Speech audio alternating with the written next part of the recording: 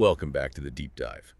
We are cutting through the noise and extracting the most crucial, fascinating knowledge from the sources you share with us. And today we're jumping into a topic that's just, well, it's pure controlled anarchy.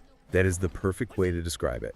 We're talking about Darren Watkins Jr., who everyone knows as IShowSpeed, and this isn't just about some kid yelling into a camera. No, not at all. This is about a 20-year-old who has managed to synthesize this raw, chaotic authenticity with some serious multi-million-dollar business sense. And a global reach that is just staggering. So our mission for you, the learner, is to really unpack the mechanics of this whole operation. How does this high-wire act translate into real, substantial cash? And what kind of tech, what kind of professional tech is needed to stream that chaos nonstop from, what, over 28 countries? Exactly. And what does his dominance tell us about where celebrity and really where our attention is headed? Well, to set the scene, that chaos is very, very profitable. Sources are putting his net worth around $10 million as of 2025. But look, the number itself isn't the most interesting part. It's the structure. His wealth is not just sitting on YouTube. It's built on, strategic diversification. Across media, music, merch. Merch, major brand deals, it's a whole ecosystem. Okay, so let's get into that financial engine. Because it's one thing to be a popular streamer. It's another thing entirely to build an empire that's buying luxury cars and investing in real estate before you're even old enough to rent one. It's incredible. And the foundation, it's undeniably still YouTube and live streaming. That's his core. That's where he proves his value every day. Every single day. And his income, it really comes from four main pillars. You've got YouTube AdSense, sponsorships, his music, and that ever-expanding merch line. So just looking at AdSense, what do we talk about? The estimates put his annual take somewhere between $2 and $4 million. Wow. Which breaks down to a daily revenue of anywhere from $5,000 to $15,000 per day. That's just astounding. But that's only one piece of it, right? Yeah, exactly. You have to layer on the immediate stuff. The live stream donations, the super chats.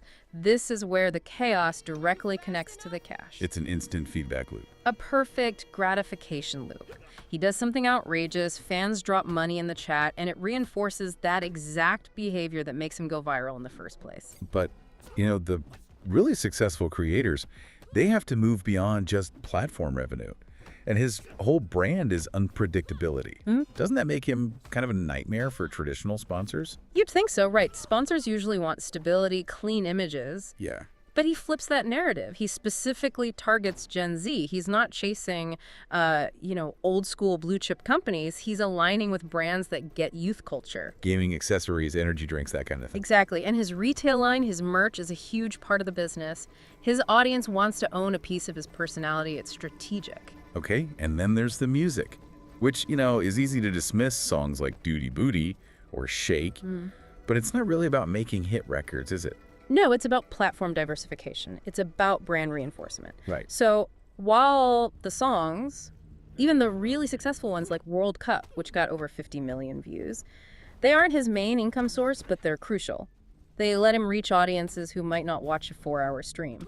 And it creates intellectual property, IP. Precisely. It can be licensed, played globally, used in other content. It's this steady little trickle of royalties that kind of stabilizes the whole chaotic enterprise. So when we see him with that, what was it, a $230,000 Lamborghini?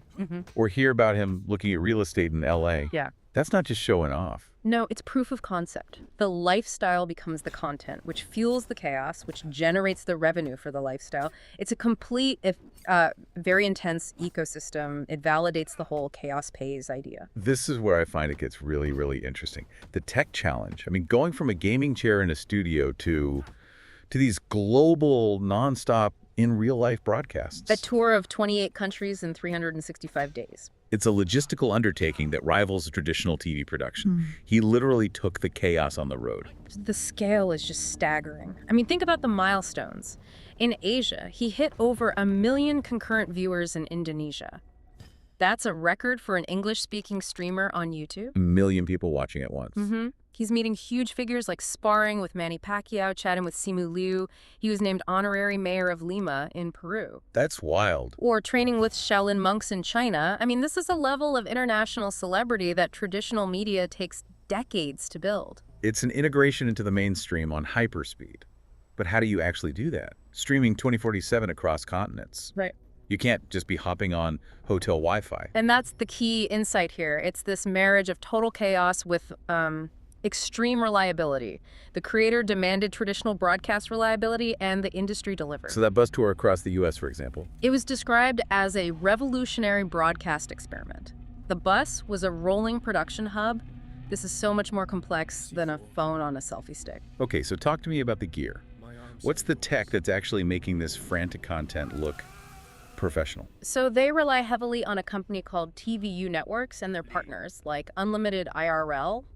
To handle all the action, they use these things called TVU RPS-1 IRL backpacks. Specialized backpacks, what do they do? Think of them as mobile broadcast studios. They keep multiple camera feeds perfectly synced and stable even when he's running down a street or the bus is flying down a highway. It's what stops it from looking like a choppy, low-res mess. Got it. And the production team isn't always physically with him, so how do they manage switching cameras or adding graphics? That's where TVU Producer comes in. It's cloud-based. So his team can be anywhere in the world, on a web browser, cutting between cameras, running replays, managing the whole show remotely. But the absolute weak point for any IRL stream has to be the internet connection. Always. And that's the most critical piece of the puzzle. They use a proprietary algorithm, TVU's ISX transmission algorithm. What does that do? It basically grabs every available internet connection it can find, Starlink satellite, 4G, 5G cellular, and bonds them all together into one single unbreakable pipe. So the audience never misses a moment. Never. The reliability is what feeds the chaos. And it seems like he's just doubling down. What's next on the travel schedule? It's even more ambitious. The Speed Does Africa tour is set for late 2025. It's sponsored by Expedia, and the plan is 20 countries in just 28 days. 20 countries in a month. Yeah. But as we're looking at all this momentum, all this investment, it's really important to remember the context. There's a pretty significant legal issue looming. Right, the elephant in the room. The Rizbot lawsuit. We should probably clarify what that is for you. Absolutely. So it's a high-profile legal battle. We're talking $1 million claim here. It's over alleged contract violations and IP infringement related to an AI chatbot that was associated with his brand. So a big financial and legal cloud just sort of hanging over everything. Exactly. It proves that even a business built on chaos has to deal with the realities of corporate law. That's key context. So let's talk influence. When a creator gets this big, they're not just a streamer anymore, they're a cultural force. What does it even mean to be the most influential creator in 2025? It means you've completely transcended your platform. In 2025, Rolling Stone named him their most influential creator. He beat out Kai Cenat and even Mr. Beast. That is a huge statement. It is. And that same year, he won Streamer of the Year again. That was his 5th win. It's a recognition of his global impact, not just his subscriber count. And you really know you've made it when the biggest IPs in the world want a piece of you, when they want to integrate the chaos. That's the real validation. He got his own Fortnite Icon Series skin. That's the gold standard. It puts him in front of millions of gamers who might not even follow him yet. He's part of the culture. He is the culture. And it didn't stop with gaming. He's crossed over into live sports spectacle. Right, he scored the winning penalty in the Sidemen charity match. Which is a massive influencer event. But, maybe the most memorable crossover was his completely chaotic appearance in the WWE Royal Rumble. Oh yeah, where he got absolutely wrecked by Braun Breaker. Exactly.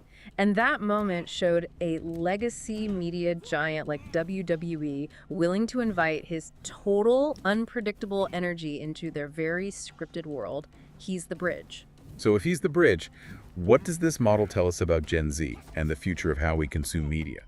Why does this specific brand of chaos resonate so much? This is where it all comes together. His style isn't just popular, it's defining for Gen Z because he is completely unfiltered, he's emotionally expressive. Fans say they watch because they don't know what's going to happen next. The unpredictability is the product. That viral paragliding stream, that wasn't a scripted reality show bit. That was raw, unedited panic. And that's what they connect with, the authenticity. Exactly. Gen Z is tired of highly polished, manufactured moments. Speed's genuine meltdowns feel real, and that builds a very intense loyalty. And we know that fandom for Gen Z is more about the person than the institution, like with athletes. That's the perfect parallel. Speed is the streamer version of the player loyalty model. The data shows over half of Gen Z follows the personal lives of athletes they like, and over 60% will follow that athlete, even if they switch teams. They follow him, not the game he's playing. The loyalty is personal. And finally, it all comes back to the format. Traditional sports leagues are struggling to keep a young viewer for a 3-hour game. While Speed is basically an endless highlight reel. The content is perfectly optimized for how they consume it. Gen Z prefers short clips and highlights, and his entire career is fueled by these viral, snackable moments that dominate TikTok and YouTube Shorts. He's a highlight reel who just happens to stream the whole game sometimes. So to wrap this up, what he's really proven is that to succeed now, you need this weird synthesis. You need extreme high production reliability. That expensive TVU gear, the rolling studio. And you have to combine that with raw, unscripted, highly emotional content. He married reliable technology to unpredictable chaos, and he made sure the spectacle is always on, always available. So the major takeaway here for you is that this young creator audience is active, it's fragmented, and above all, it demands authenticity.